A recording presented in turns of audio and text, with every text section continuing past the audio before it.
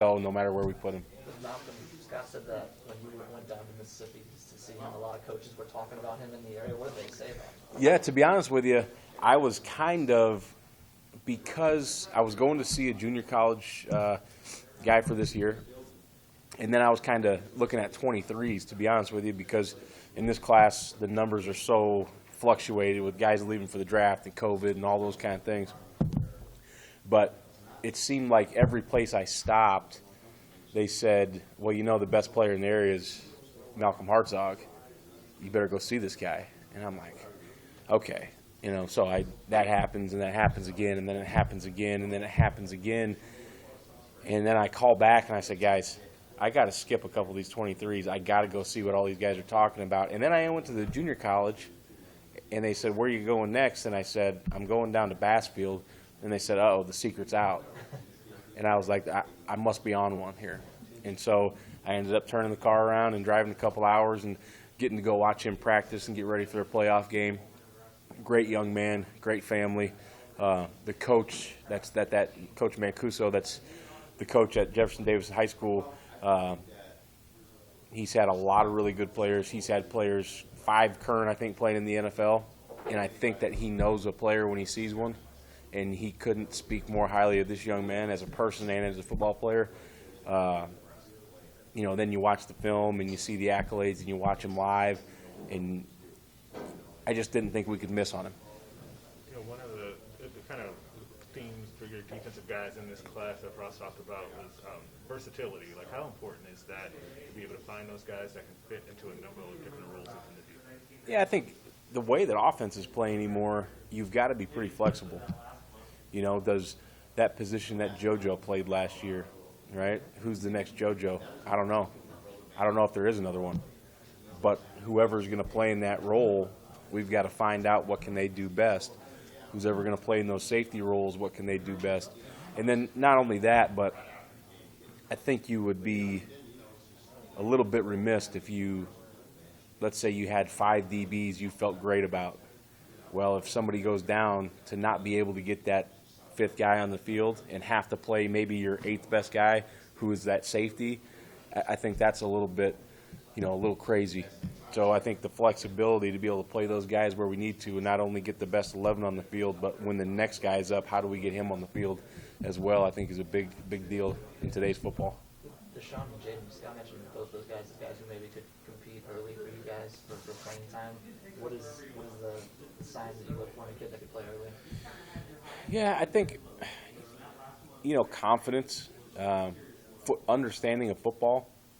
They don't have to know how to run our defense right now, but understanding of football. And then the guys I look for are guys that I feel like are going to be able to go out there and go make mistakes and not worry about being wrong, just doing it at 100 miles an hour.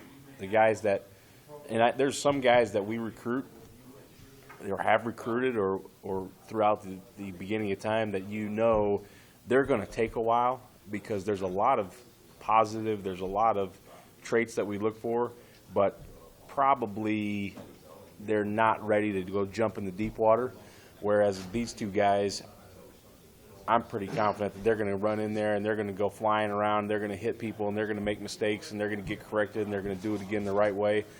I just think that those guys want to play football and they don't care, you know, what happens out there in practice. They're going to go out there to compete. They're going to try to take somebody's job, and here we go. What's the biggest question mark you have right now as you look at your personnel? Is there an area where you're a little worried? Yeah, no, I wouldn't say worried. I think the biggest question marks are who's going to win those jobs. You know, just like Quentin had to win that job last year, we're fighting for another corner job, and that might have to be, you know, a transfer, a junior college, a guy that's currently on the team, just like the other safety. And Miles has to re-earn his job, even though he played good football for us this year. He's got to do that. And then up front, you know, you got Garrett, Caleb, and then those inside guys with Ben and Damian and DeAndre all exiting the program potentially because of eligibility or not. You know, they haven't done anything. None of them have done anything yet. But I mean, Ben's out of eligibility, obviously. The other 2, you hope they come back. But you know, there's NFL guys talking to them, and you just don't know. But if any of those guys decide to leave, then you're looking at some potentially other guys. But that's going to be those interior D linemen, whether we got the 2 starters back or we just need to have role players fill it in. One of the newer names next to fans that is in the class, Brody Tagaloa. What did you like about him when you got out to see him in California? Yeah, I think Coach mentioned it, but versatility was a big thing with him. He's got the size we're looking for, the length, and then when you watch his film, he's playing tight end. He's playing, he's running downfield, catching the football. He's making plays on defense. I think he's a guy that, obviously I want to keep on defense. We all know who the head coach is, so he gets to, take a few guys every once in a while if he wants one. But I think that guy would excel at, potentially tight end, potentially D end, could grow into D tackle, could grow into an offensive lineman. You never know. He's got a big old frame. He's a great kid. He comes from a great family. We recruited his older brother, Boss. So I just thought it was, that was another guy where you can't go wrong with this guy. How long do you wait before you decide to designate where you're going to put guys like that? Oh, I think right now we recruit them where we recruit them, and the position you see on the paper is where they're going to start. And then as we get through there, if we think that, man, this guy's done a really good job and there's a hole in the team somewhere else, we could potentially move that guy there, and in chance of him getting more playing time and contributing more early. But usually that's going to take, unless there's a rash of injuries, that's going to take probably through camp or spring ball if they come early. Back to Malcolm, because this story is so interesting to me of a guy who, it's hard to find recruits kind of hidden under a rock anymore, it feels like. What's that like when you feel like you found one and maybe don't want the cat to get out of the bag on that? Yeah. What was that like? No, I was definitely worried.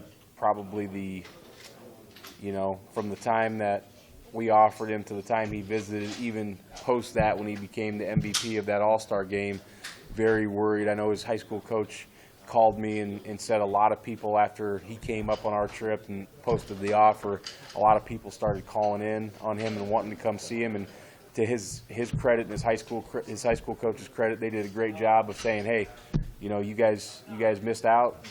He's committed and he's going to be a Husker. So I was very thankful for that. But I was very worried that once that thing got uncovered, it was going to, sometimes those just takes one offer and the boulder starts rolling down the mountain. Speaking of versatile guys like Gage, where do you see him kind of starting and all the reasons you like him, the traits you like about him? Well, the number one trait I like about Gage Stinger is he's a winner. I thought, Scott said he's one of the best players. I thought, I thought he was probably the best player in the state, and there's a lot of good ones.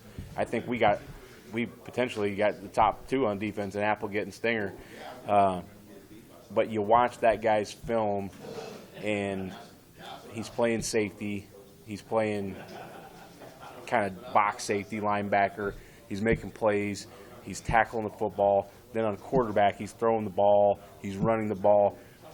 But to me, I think we all knew he was a really good football player. When I went and watched him live in the playoff game, he was hurt.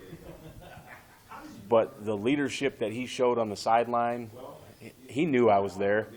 He said hi to me, but other than that, he was locked in. He was coaching guys. He was encouraging guys.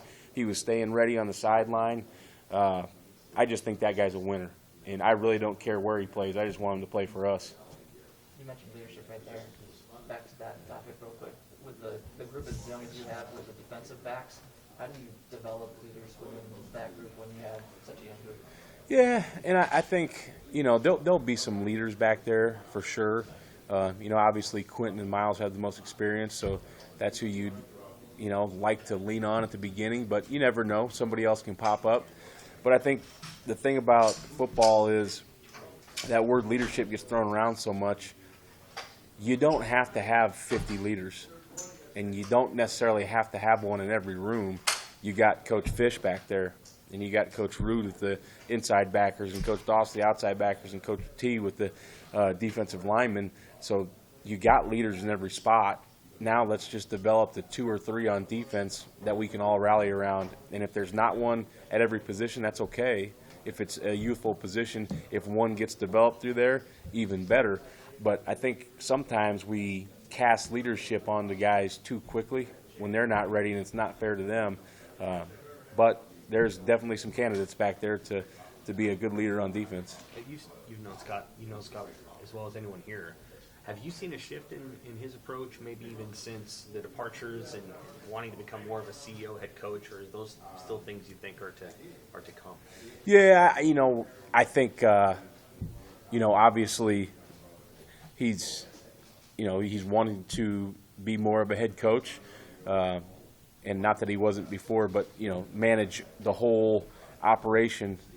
And this time period has been tough because it's been out on the road recruiting, and we haven't even been hardly back in the office.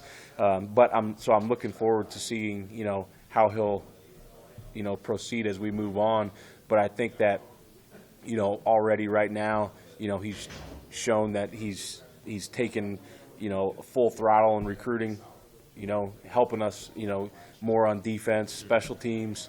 So I'm looking forward to seeing how this develops as it moves forward. And I didn't know Coach Whipple or Coach Joseph or Coach Raiola. Met him a couple times, but didn't really know him. And I've been really impressed in just the week and a half that we've got to know each other. And I think, I think it's going to be a really good situation moving forward. And I hope we're all here together for a long, long time. What were those conversations like for you with guys who were or are considering what to do in 22? I mean, I think of like Damien and guys like that. What from your end, what were they like, and how do you feel about how it's kind of landed? Yeah, from my end with those guys, I always want what's best for the young men. Sometimes for them and their family, but not always. It's what's best for them, and however I can help them. What information, when they come to me, it's usually I want to help them with the pros and cons and get them as much information as I can from our side and from the National Football League or the job market, if that's what they're looking to do as they move forward. But to me, it's about the players, and if they want to go, then there's not a lot to try to recruit them back because that's not where their heart is. And if they want to stay, people that are trying to recruit them to go to the NFL or something else, it's going to be hard on those guys too because their heart's still in college football. But I think you need to have an open lens as you get into those conversations and see their point of view. They need to see our point of view. And then we all just need to get all the resources and information together and help that young guy make the best decision possible for him. What role have you seen NIL play in the factoring in with these decisions with recruits this year? Yeah, well, I mean, it's hard to tell because we can't be, linked to the NIL. And so until we talk to them and kind of get some feedback, I think it's going to be real hard to tell what kind of factor it is. Is there a factor? For sure. I mean, it's out there. You guys report about it. Everybody's writing about it. Some of our current players, I'm sure, probably can tell the recruits, hey, this is, how I get my NIL situation taken care of, or these are some of the things that I've done.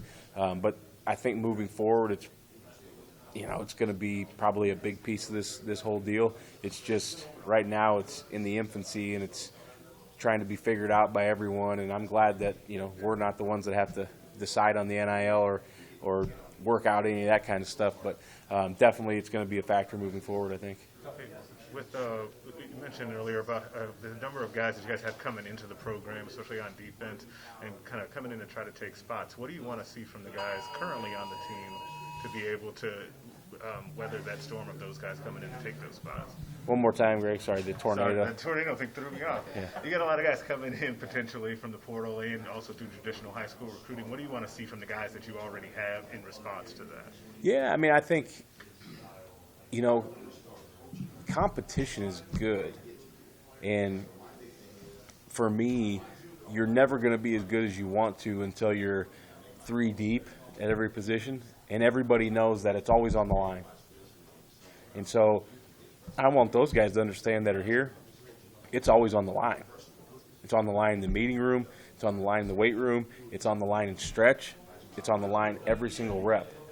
So we're bringing in guys in here to compete. and the best guy's going to play. We're not bringing in guys to start. We're not bringing in guys to be backups. We're bringing in guys to compete, and whoever's the best is going to play football. And just because you've been here or just because you have more reps than them doesn't mean anything. It's always on the line, and you're going to be graded as such, and that's what I think those guys need to understand. Staff shuffling is a part of the business. When you, like Scott has, integrate guys who come from different backgrounds and try to form one singular system, what is that process like? Oh, yeah, I don't know. I mean, I think it's a good process, to be honest with you, because I think when you have a coordinator, you're talking about offense, defense, right? Yeah. When you have a coordinator that wants to bring his system and potentially another coordinator, Coach Frost, when you've got those guys sitting in the room, when they figure out what they want this thing to be, they can potentially get the best of both worlds. And I know just from my experience, every time I've either went somewhere new or we brought a new person in on defense, our defense changes, whether it's verbiage, whether it's technique, whether it's adjustment within the defense that we didn't have before. So I think anytime you sit down and merge two systems, if you will, and or have a system and add a few pieces from another, as long as everyone has an open mind and is willing to say, whether it's your idea or my idea, when we leave this room, it's our idea. As long as that happens, then you get the best of every person that's in that room, and I think that that's a really good thing. That's good. All right. Thank you, sir. You got it. Keep the window shut. All right, I'll take you.